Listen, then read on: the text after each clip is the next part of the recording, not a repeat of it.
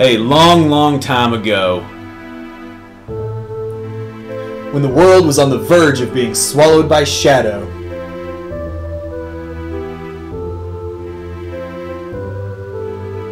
The tiny Picori appeared from the sky, bringing the hero Minish sword and a golden light. With wisdom and courage, the hero drove out the darkness.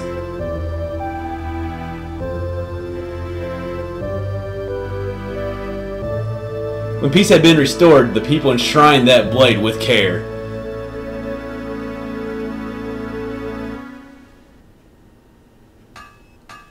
Welcome to our walkthrough for Minish Cap.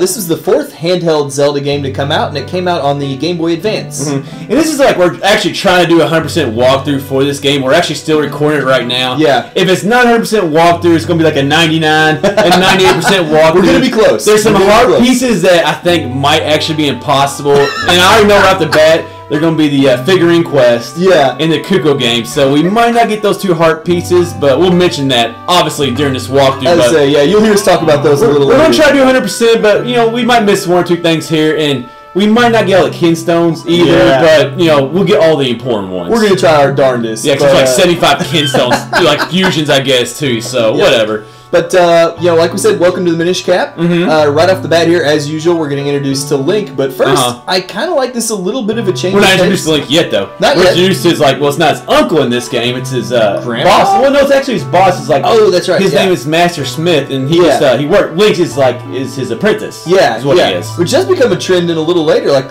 Link Between Worlds. It was the same. Yes, actually, it's the very same concept. Yeah, I agree. Go ahead. You want me to go? Go. I gotta drink my beer. One thing that I love, like right off the bat, is actually that there's a relationship established between Link and Zelda. I agree. I mean, because she said she snuck out of the castle. She snuck away from the minister, who's in charge of guarding her, to come see Link so they can sneak off to this fair together. And like one of the things that I haven't liked about Zelda games is when there's no relationship between Link and Zelda. Like, you know, you feel like, okay, you're going to rescue this girl, but like, are you just doing it because she's the princess? Like, there's really no feeling there? Yeah. Whereas with this game, right up front, we know that's not the case, and kind of a lot of the same feeling you get with Skyward Sword. It is. I mean, you can tell they're friends, right? Or that they have some kind of relationship. Yeah, like I said, they're obviously at least friends. It's Zelda, dude. We're not even first base yet. We're just friends right now, okay? But, I mean, it's exactly true. Like you said, in Skyward Sword, they had a great relationship already. And can you think of any other Zelda games off the top where you already had a pre-established... Like I said, Skyward Sword, like, that relationship is apparently a relationship and established do not go together for me. While talking commentary is kind of what I meant by that.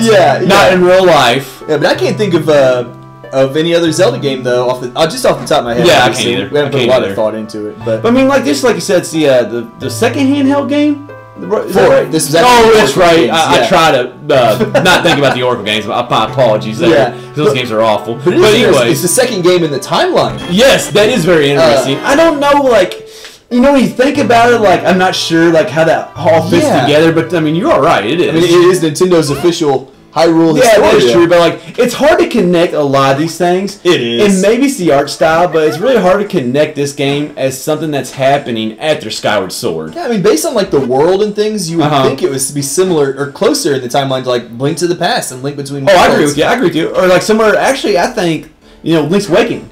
Like something with Link's Awakening, maybe after he returned to Koholint Island. Like, this is what's taking place, but you know, whatever.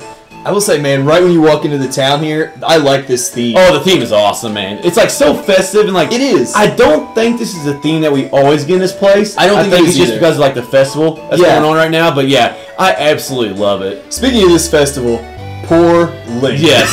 A problem that many guys had. Like, Zelda's here, and then like she talks, and then she wants to go here. Yeah. And then she has a conversation, and before he can even talk, she wants to go over here. Guys, there's a guy from McDonald's down there. See a guy from McDonald's down there? Yeah, guys, we've all felt that pain. Obviously, getting dragged around the fair by our significant others. Yes. I'm sure there's a few girls out there who felt this pain too, but come on, that's a guy thing. Yeah.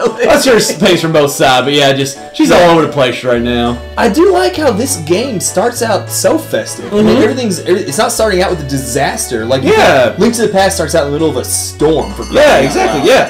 In an Ocarina of Time, like you kind of like you're having a dream or something like that. Yeah, nightmare, and you're summoned by the the Deku Tree. Yeah. But like this one, like we meet Zelda, bam, right off the bat. Your friend Zelda. We go to like the festival. I mean, it's just so lively.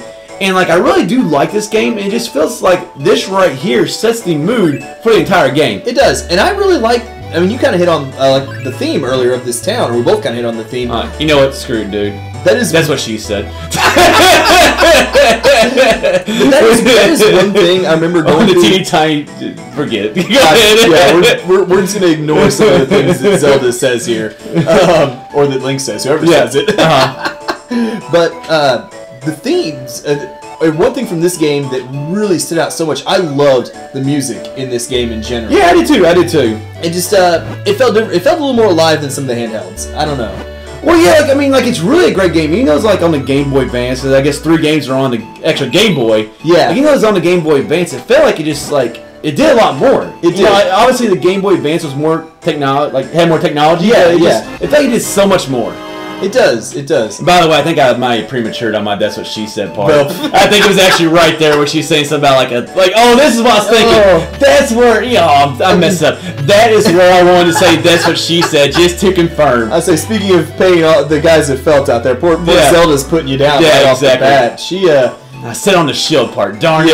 Yep. I was so excited, but no, well, let's move on. the moment's gone. Yeah, the moment. Yeah, the moment's gone. The rest of this walkthrough is just gonna stink now. I mean, you kind of got to say there's a few comments they make in this game. Like, was Nintendo really thinking when they wrote this? And because originally it's Japanese, of course. It's like, they think that their translation through very well, but.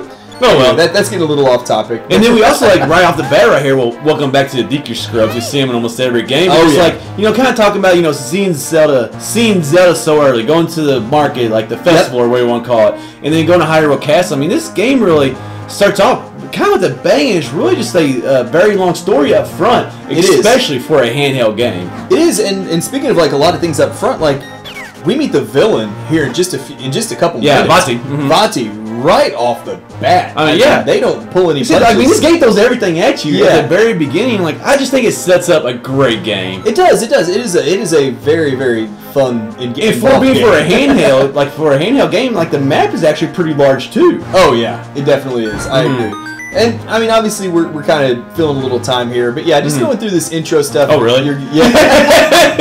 As we have an 11-minute cinematic to stop again. I know. I mean, it's good, but it is hard to kind of talk about just the opening of a game. Without talking about kind of the game. When there's really no action going on. Yeah. Well, Link's hoping there's some action going on. Yeah. He's on this hot date to the festival. Yeah, that's true. That is true. I mean, think about it. I mean, you're going to the festival with a princess. Yeah. That's a big deal. That's pretty awesome. And you're bringing a sword, I think, to the minister or the king?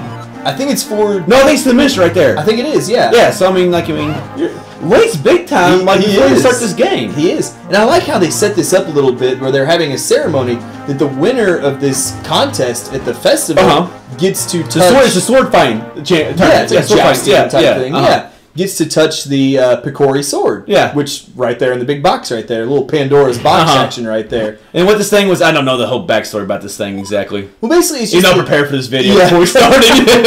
Well, the Picori blade... Oh, lots of evil way in the chest. Okay. Yeah, and the Picori blade is what we had read about in that intro cinematic, where they said the Picori people brought this blade to help drive out the darkness. Yeah, in this game, like Picori are the Minish. Like, they're kind of used interchangeable, I guess. Yeah.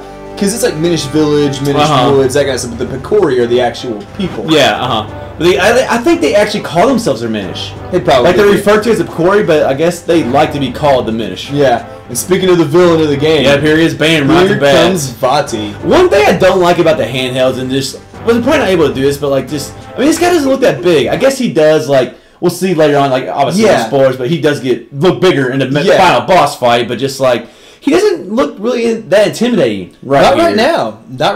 But it's kind of more of like a sorceress, like slash magic slash wizard kind of person. And yet somehow he won the games, the contests. Yeah. But he had the magic. Yeah, he did. Or he's got ninja skills. It could be that. It could be because ninja skills defeat all, as you know.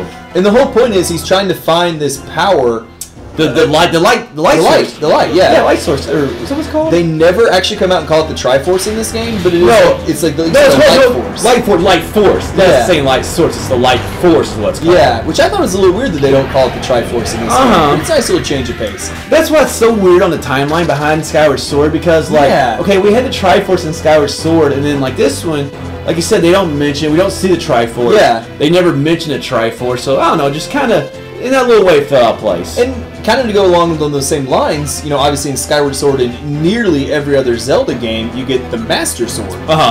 But in this game, it's the Picori Blade or Picori Sword. Yeah, did you ever have the Master Sword in Skyward Sword? Like it's a Goddess Sword. It's called a Goddess Sword. Oh, it's a Goddess Sword. That's a good point. I still call it the Master Sword. Now, do you want to say something like really quick? Like, even though we're calling this a walkthrough, Red and I, we actually commentate a lot of these. Actually, all of these. We commentate these more like a Let's Play. We don't really sit here and say like, go here, go there. We'll point out like, every once in a while, like, do this or do that. But we kind of just like to talk like, as we're going through it and relate to different Zelda games, like as we have been so far. Yeah, we like to talk about the game as a whole, everything else, and we like to have a lot of fun with it. We like certain topics, with each other. So we do, and I think that it keeps the interest a little better. It does for you, the listeners. And this wraps up part 1 of our walkthrough.